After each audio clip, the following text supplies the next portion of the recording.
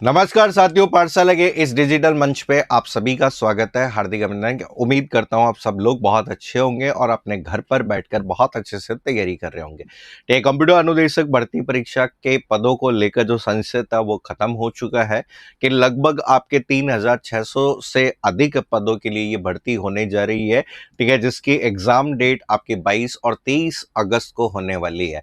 ठीक है, टेंटेटिव हम मान के चलें कि 4 महीने के करीब करीब समय हमारे पास में बच जाता है, तो लगभग 120 दिन की हमें एक सटीक रणनीति, जहां हमें 40% लाना बहुत जरूरी है।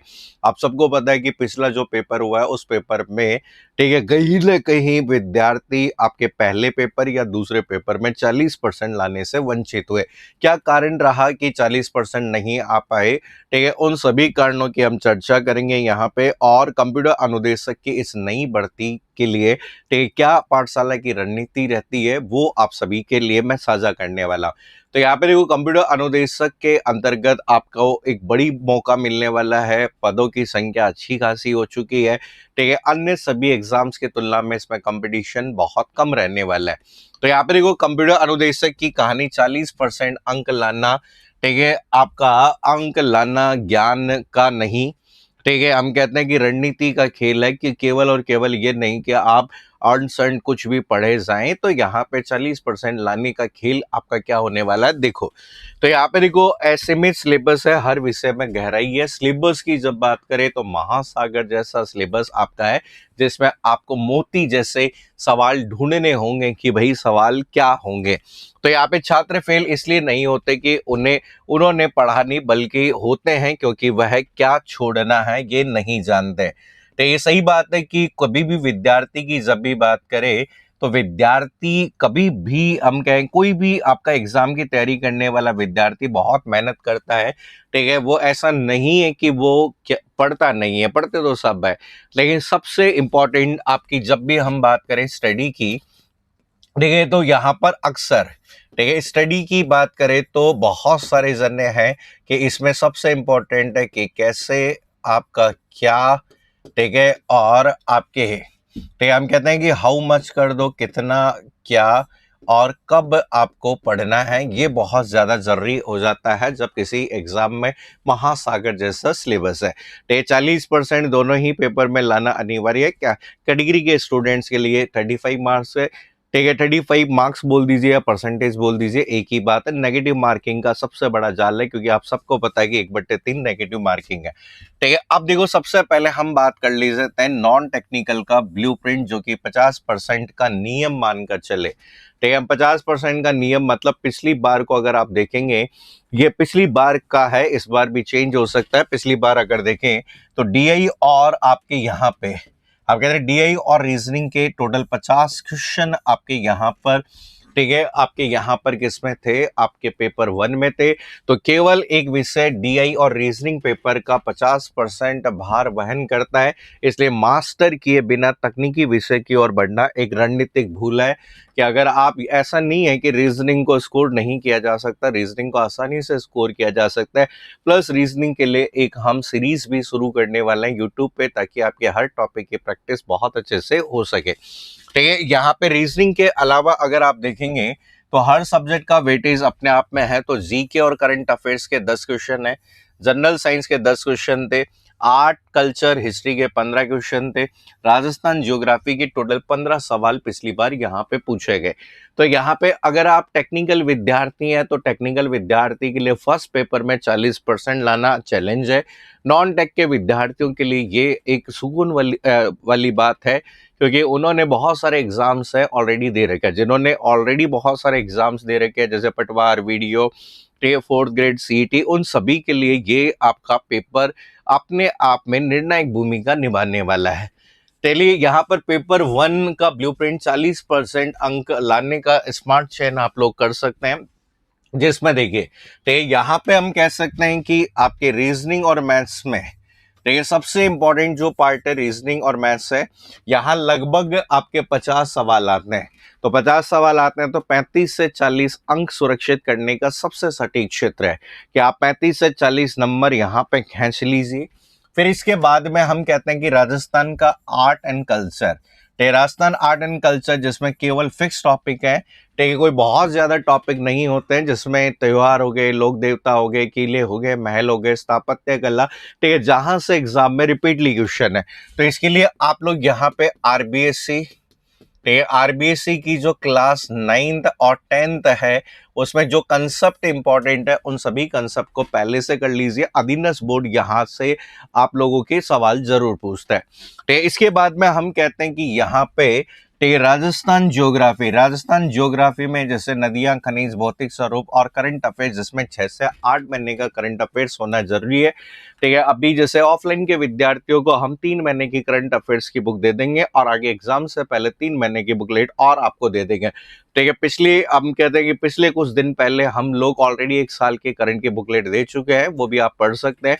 तो मेजर सब्जेक्ट हम कहते हैं कि 100 में से केवल 60-65 सवाल अगर आप, ठीक है, करेंगे तो 100% आप इस पेपर को क्वालिफाई कर जाएंगे। ठीक है, मेरिट की बात करें तो मेरिट के हिसाब से तो आप जितने ज्यादा सवाल करें उतना बढ़िया। फर्स्ट पेपर में स्कोर कर लेंगे तो सेकंड पेपर में टेंशन खत्म हो जाएगी। ठीक है, पेपर 1 के लिए आपके पास में आवश्यक संसाधन, जरूरी नहीं है कि आप पाठशाला के ही आपकी यहाँ पर ये बुक्स पे आप फोकस करें, आप चाहें तो कोई भी बुक ले सकते हैं। ठीक है, यहाँ पे कंप्यूटर अनुदेशक के 2016 से लेकर अभी तक, ठीक, हम कहते हैं कि आरपीएससी और आरएसएसएम भी, ठीक है, इनके आए हुए जितने भी क्वेश्चन हैं उनमें राजस्थान भूगोल और अर्थव्यवस्था, राजस्थान कला संस्कृति, राजस्थान का इतिहास, सामान्य ज्ञान और रीजनिंग और डीआई के आपका 5 हम कह सकते हैं कि बुक का कॉम्बो सेट है, जहां पे पीवाईक्यू क्वेश्चंस हैं, क्योंकि हर एग्जाम में सफल होने के लिए पीवाईक्यू क्वेश्चन का बहुत बड़ा महत्व रहता है। चलिए अब सेकंड पेपर की बात कर लेते हैं। सेकंड पेपर तकनीकी विषय है। ये एनालिसिस किया गया है कि पीवाईक्यू हिट मैप है 2013 से लेकर 2024 तक, ठीक है, जो अलग अलग एग्जाम्स आपके हुए हैं। ठीक है, जैसे कि हम कहते हैं बेसिक कंप्यूटर अनुदेशक आपका है, और ये बेसिक कंप्यूटर अनुदेशक की जब बात करें तो ये 100 अंकों का पेपर था। सीनियर कंप्यूटर अनुदेशक 100 अंकों का पेपर था।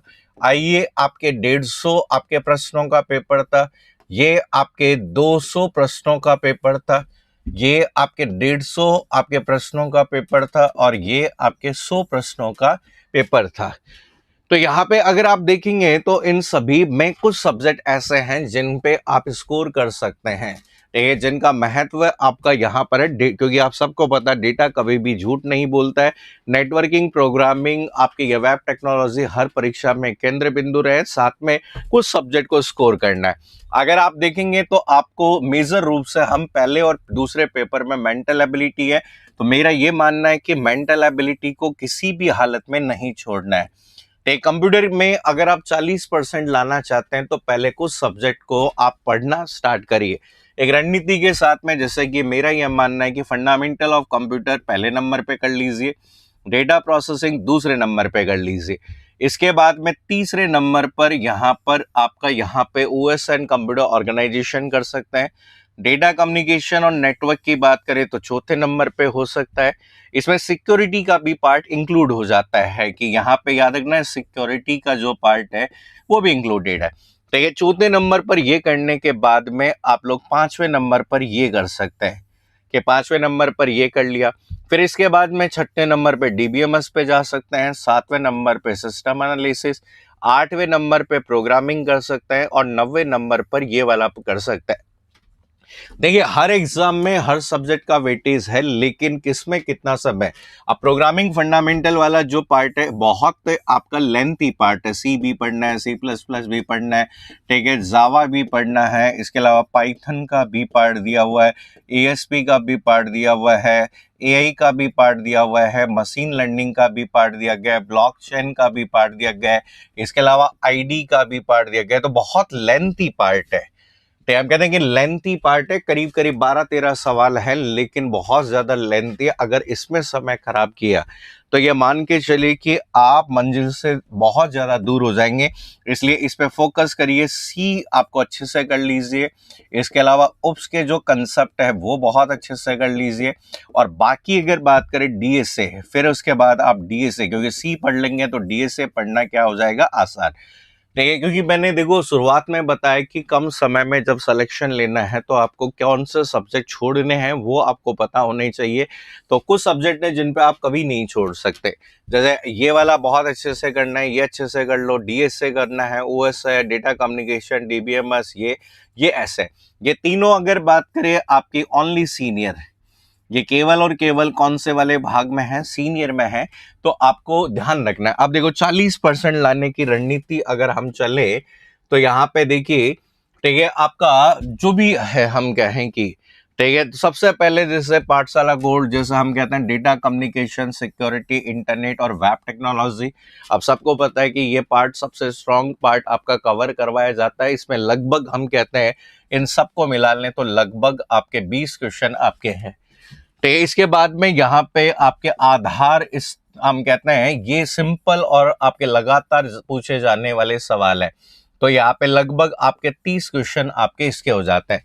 तो ये फंडामेंटल हो गया, डेटा प्रोसेसिंग हो गया, डीबीएमएस हो गया और ओएस हो गया, इन सब के मिला के 30 सवाल आपके हो जाएंगे। ठीक है, फिर इसके बाद में यहाँ पे ये जो बेसिक सब्जेक्ट है, ठीक है, जैसे पेडागोजी आप पढ़ सकते हैं, सिस्टम एनालिसिस और डिजाइन सॉफ्ट, बाकी के पार्ट ने 10% है। ठीक है, तो हम कहते हैं कि कोर पार्ट की बात करें तो हम कहते हैं कि कोर पार्ट पे ध्यान दीजिए।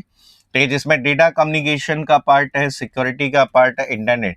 अब देखो प्रोग्रामिंग फंडामेंटल के भी लगभग 10 से 15 सवाल आपके होते हैं। ठीक है, हम कहते हैं कि ये मान के चलिए कि आप लोग अगर टेक्निकल बैकग्राउंड से हैं तो यहाँ पे प्रोग्रामिंग फंडामेंटल, तो आप मान के चलिए कि प्रोग्रामिंग फंडामेंटल प्लस डीएसए, इसका जो वेटेज है आपका 20% वेटेज मान के चल सकते हैं। तो इसमें ज्यादा अच्छा है यही है कि सी लैंग्वेज पे फोकस करिए। ठीक है, सी के बाद में ऑब्जेक्ट ओरिएंटेड प्रोग्रामिंग के कंसेप्ट पे फोकस करिए। ठीक है, ऑब्जेक्ट ओरिएंटेड प्रोग्रामिंग, और फिर इसके बाद में आप डीएसए पे फोकस करिए, ये चीजें पढ़िए। क्योंकि बाकी जो सब्जेक्ट हैं, बाकी चीजें हैं, बहुत ज्यादा लेंथी है और उनका हर एग्जाम में 1 या 2 ही सवाल पूछे जाते हैं। तो स्मार्ट रणनीति यही कहती है कि 20 सवाल यहां से कवर हो सकते हैं। ठीक है, 30 क्वेश्चन यहां से कवर हो सकते हैं। लगभग 20% का वेटेज प्रोग्रामिंग और डीएसए का पार्ट बचता है। ठीक है, और पिछली बार 8 से 10 क्वेश्चन जो पूछे गए थे वो आपके मैथ्स और डीआई नो सवाल पूछे गए थे। अगर वैसा ही पैटर्न रहता है तो मैथ्स और रीजनिंग पूरे 200 में से लगभग 60 क्वेश्चन का वेटेज रखने वाला सबसे ज्यादा इंपॉर्टेंट पार्ट पिछली बार था। तो यहाँ पे पढ़ना सब कुछ है, सारे सब्जेक्ट पढ़ने हैं, हर सब्जेक्ट पढ़ने, लेकिन पहले वो पढ़िए जिसमें आप वेटेज आपका ज्यादा है, स्कोरिंग आप लोग कर सकते हैं। तो इसमें आप अगर बात करें, आपका सिलेक्शन के लिए एक बड़ी भूमिका है किसकी, पीवाईक्यू की। ठीक है, प्रीवियस ईयर के क्वेश्चंस आपको यहाँ पे करने हैं।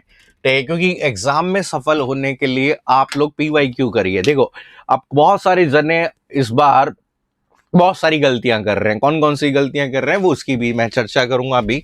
ठीक है, पेपर 2 की तकनीकी अगर चक्रव्यूह आपका अगर देखें तो ज्यादा नंबर कहाँ छिपे हैं वो हमें देखना है।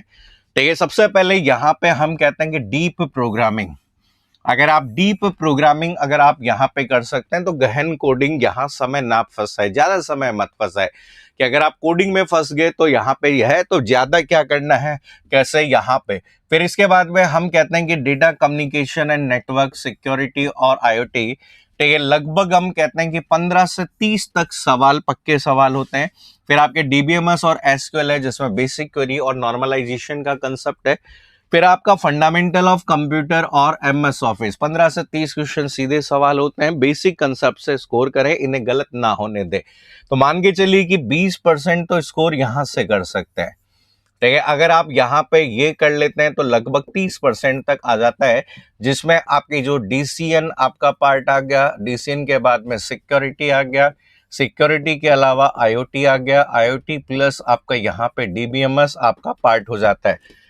ठीक है, तो यहाँ पे लगभग ये ऐसा पार्ट है जिससे आप सबसे ज्यादा स्कोर कर सकते हैं, इनमें किसी भी तरह की कोई आपकी गलती नहीं होनी चाहिए। ठीक है, 45 सवाल सही होने पर रुक जाना ही पेपर 2 की सबसे बड़ी जीत है, अगर आपको टेक्निकली ज्यादा ज्ञान नहीं है। ठीक है, जैसे हम कहते हैं नॉन टेक से हैं, जैसे पीजीडीसीए स्टूडेंट है, लेकिन हमने पढ़ा बहुत अच्छा है लेकिन फर्स्ट पेपर में स्कोर कर लिया, तो अगर आप 45 से 50 क्वेश्चन के बीच में रुक जाते हैं कि जहां आप नेगेटिव नहीं करें। पिछली बार भी बहुत सारे स्टूडेंट असफल हुए, उसका रीजन ये था कि उन्हें नहीं पता था कि कितने सवाल करने हैं। उन्होंने 45 से 50 तक के सवाल एकदम सही किए, लेकिन बाद में 50 से 70 तक के जो सवाल उन्होंने किए सब नेगेटिव कर दिए। ये चीज ध्यान रखनी है। तो यहाँ पे देखो, समझो कि कोडिंग का डर, कई लोगों को कोडिंग का डर है कि साहब प्रोग्रामिंग से कैसे बचें। तो वैसे तो मैं बताऊं कि हमारे पास में प्रोग्रामिंग के द लीजेंड है, जो आप लोगों को प्रोग्रामिंग बहुत डिटेल में करवा रहे हैं।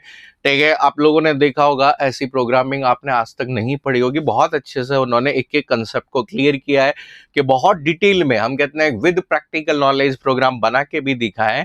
ठीक है, तो यहाँ पे वैसे कि गहरे पानी में न जाए, C++ और जावा के गहरे और जटिल प्रोग्राम को रटने या सॉल्व करने में फंसना ये समय की बर्बादी है।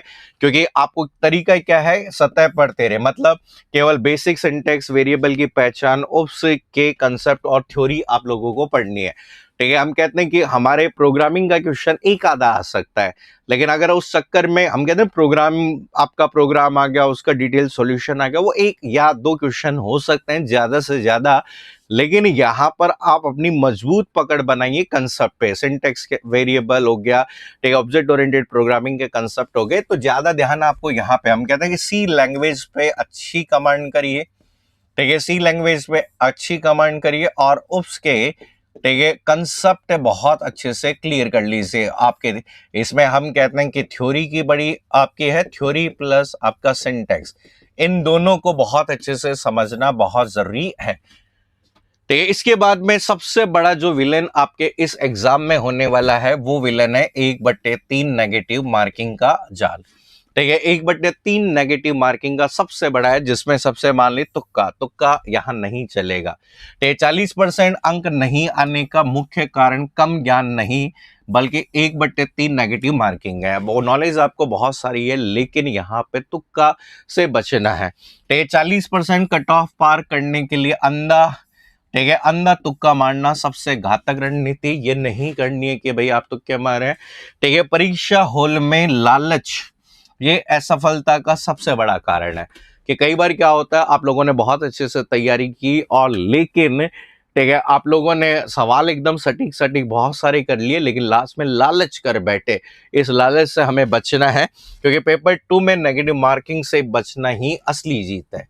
क्योंकि होगा कि आप जब पेपर देंगे तो 50 से 55 अटेम्प्ट आप आसानी से कर सकते हैं, अगर पेपर थोड़ा मॉडरेट से हाई लेवल आया तो। क्योंकि हर पेपर में केवल और केवल 10 सवाल ऐसे होंगे जो फंसा सकते हैं। बाकी मुझे नहीं लगता कि पाठशाला के जो ऑफलाइन पेपर होते हैं उससे ज्यादा कठिन आपका कोई पेपर आने वाला होगा। ठीक है, तो सफलता की जो गणित है, तो द 55 रूल अगर हम देखें तो यहाँ पे हमें कहते हैं कि 55 से 60% नेट करेक्ट करने हैं। कि हम कहते हैं कि नेगेटिव काट कर सुरक्षित अगर आप लोग कर लेते हैं तो बहुत अच्छा स्कोर है।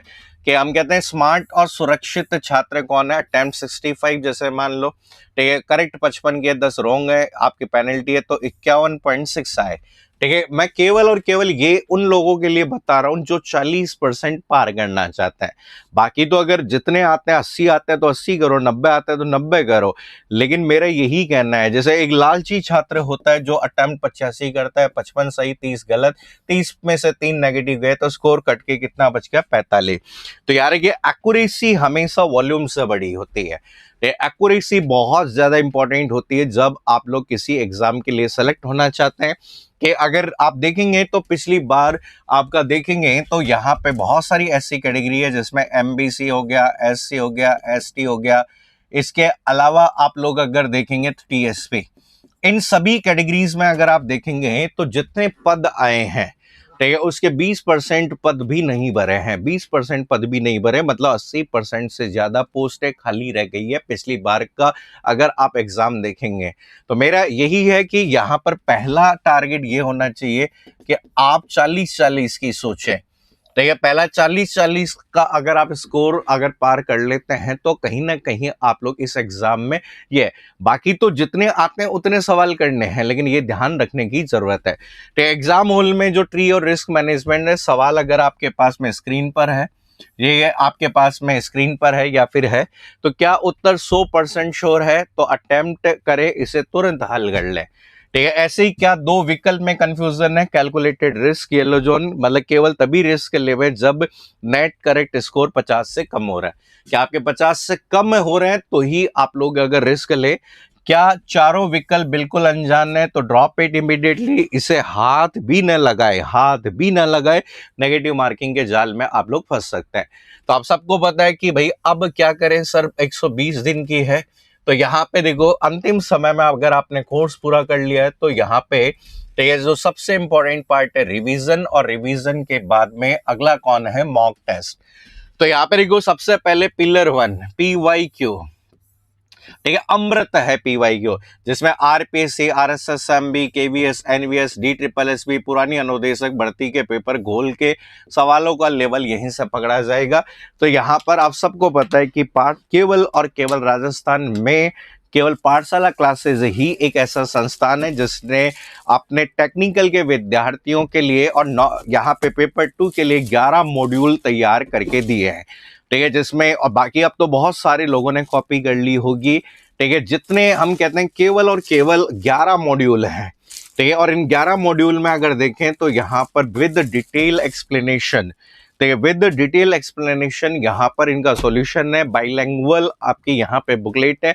और खास बात यह है कि इन सभी का मैं यूट्यूब पे फ्री सॉल्यूशन करवा रहा हूँ, जिसमें से मैं एक यूनिट, हम कहते हैं एक चैप्टर वाइज हम स्टार्ट कर रहे हैं, एक एक यूनिट।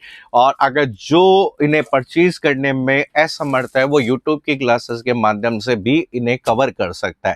ठीक है, पहली चीज ये है कि अमृत है। फिर इसके बाद में यहाँ पे आप लोग क्या कर सकते हैं, शॉर्ट नोट्स।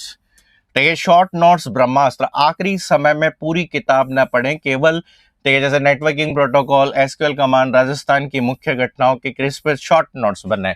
तो आपको जैसे जैसे अभी जैसे मैं आप लोगों को पता है कि पाठशाला केवल एकमात्र संस्थान जिसमें रिवीजन बैच आपका चलाया जाता है।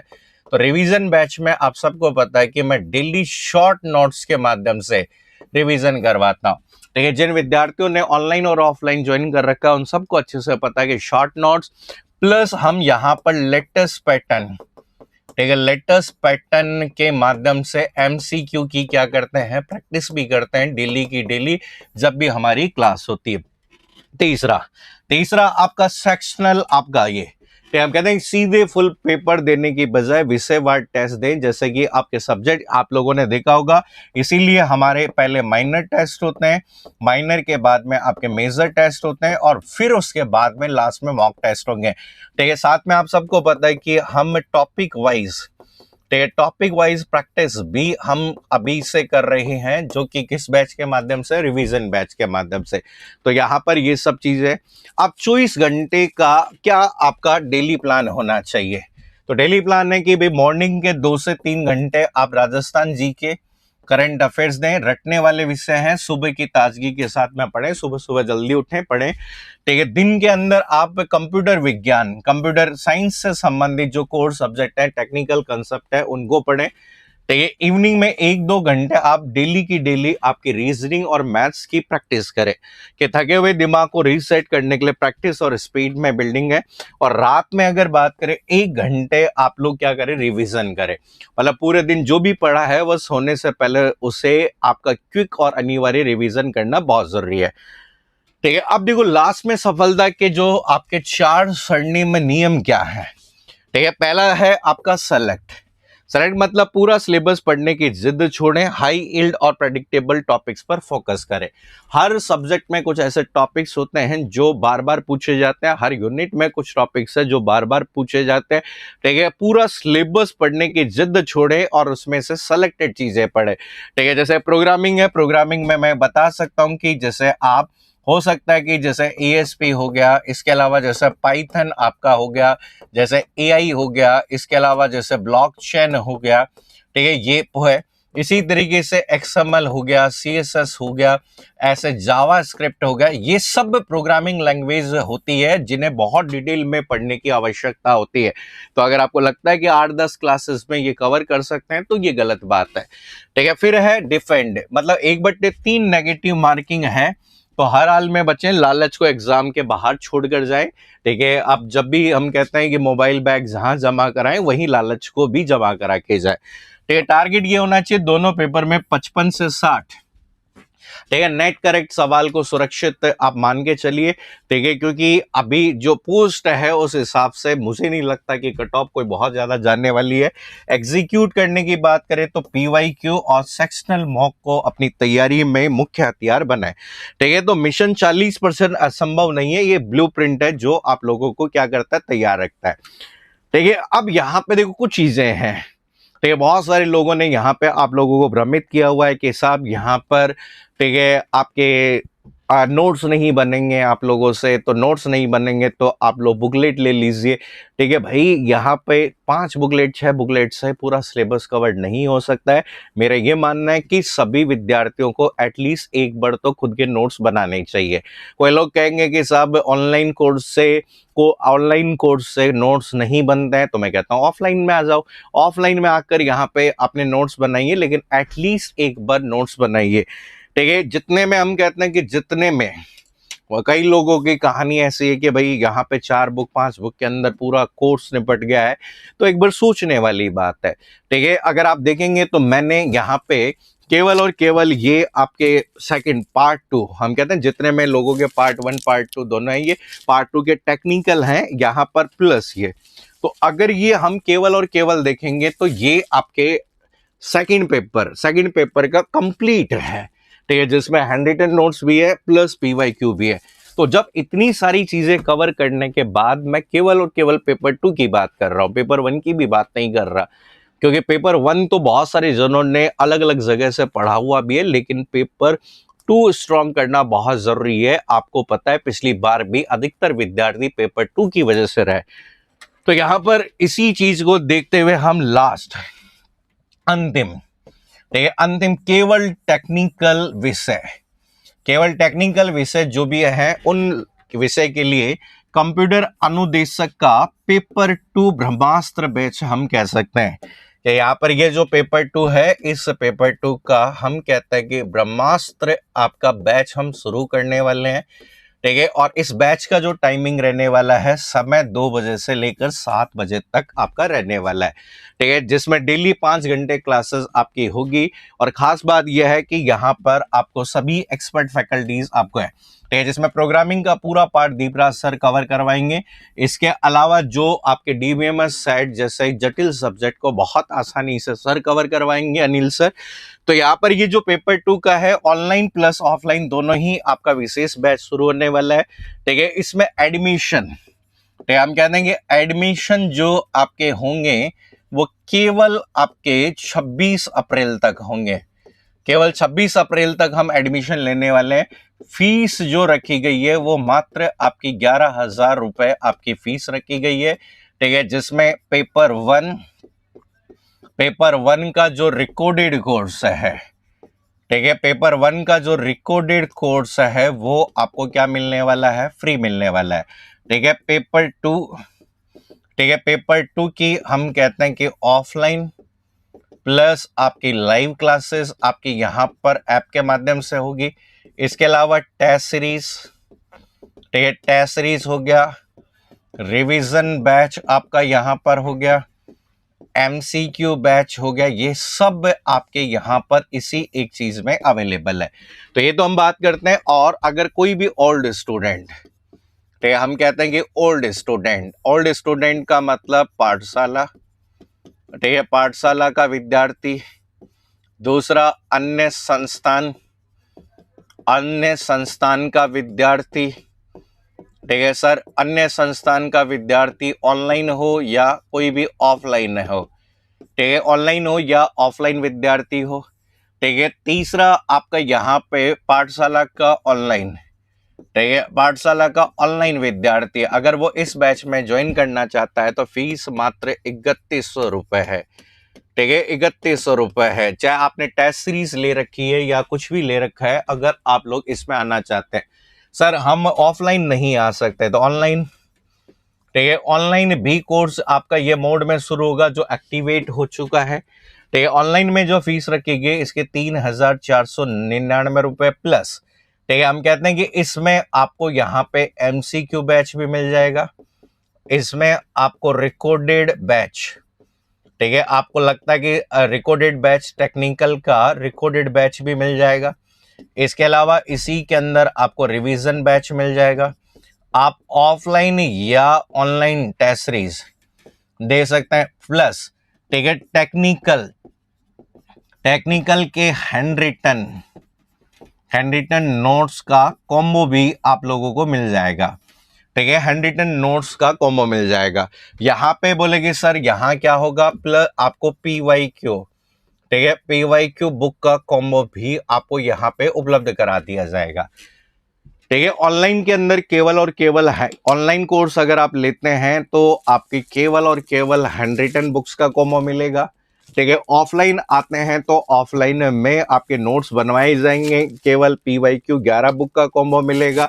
ठीक है, इसके अलावा ऐप पे बहुत सारे कोर्सेज अवेलेबल है। साथ में आप सबको पता है कि भाई सर मुझे बुक्स नहीं चाहिए, ठीक है, मुझे बुक्स नहीं चाहिए, तो ओनली रिकॉर्डेड, ठीक है, ओनली रिकॉर्डेड बैच भी आप लोगों के लिए अवेलेबल है, जिसमें पेपर 1 प्लस पेपर 2 और ये सारी फैसिलिटीज जैसे PYQ, MCQ, इसके अलावा और भी जो भी फैसिलिटीज आपकी यहाँ पे ऑफलाइन टेस्ट सीरीज ये मात्र 2499 रुपए में आपके ऐप पर अवेलेबल है, केवल 1000 विद्यार्थियों के लिए। तो देरी किस बात की, जल्दी से पाठशाला क्लासेस एप्लीकेशन को डाउनलोड कर लीजिए और जल्दी से अपनी तैयारी को सुनिश्चित करिए। आज के लिए इतना ही। Thank you so much, take care, bye bye, all the best.